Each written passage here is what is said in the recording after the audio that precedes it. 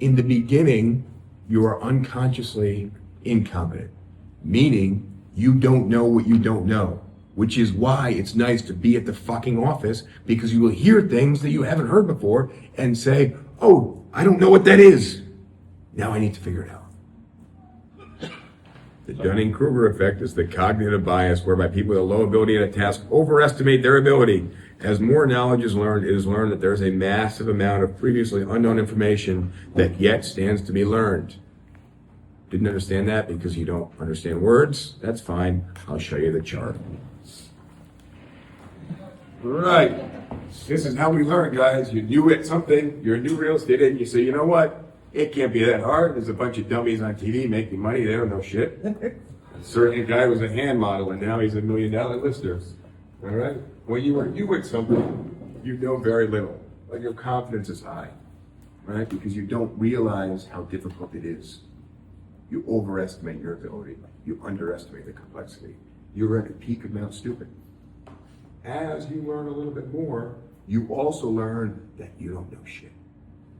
And your confidence level diminishes. And a lot of you guys feel this way 2 weeks in, 2 months in.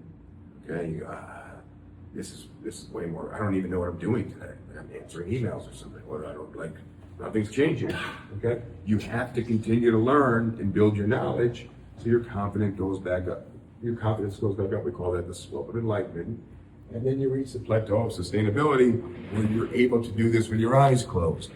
Right? And that's called unconscious competence. Right? So also hypothetical situation, Let me share something with you. So, you live on an island, you're an aborigine or something like that, you don't wear shoes.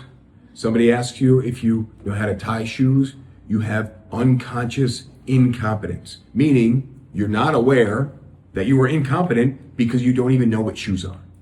Okay? The person with shoes on walks on your island and says, you don't know how to tie these? And they go, what are those? These are shoes. Now you're aware of shoes and that they need to be tied. Now you have conscious incompetence. You're aware of something that you don't know how to do. Okay? Now that person with the shoes on puts the shoes on your feet, shows you how to tie them. Okay? Now you're still basically not great at tying shoes. Okay? But you have learned the steps. So now you are doing the things it takes to tie the shoes, but you have to think about it. That's called conscious competence. Okay? You make one loop, you make another loop, you wrap them around, you got bunny ears, you wrap them around, you put the thing through the thing, now your shoes are tied. You got to think about it every time. That's called conscious competence. Okay? You're thinking about it, conscious. Competence, you're able to do it. The goal is unconscious competence. Who tied their shoes today? I tied 2 shoes, actually, left and right. Okay? Did you think about how you had to tie them? Did you think I make one loop and then another loop and then I cross them, and then I put the thing through the thing and then I do the thing? No, you just did it with your eyes closed. Okay? That's where you need to be. Okay? That's the plateau of sustainability. That's unconscious competence. Somebody asks you a question, you have the answer, you get the answer, you don't have to think about it. Okay? In the beginning, you are unconsciously incompetent, meaning you don't know what you don't know, which is why it's nice to be at the fucking office, because you will hear things that you haven't heard before and say, oh, I don't know what that is. Now I need to figure it out.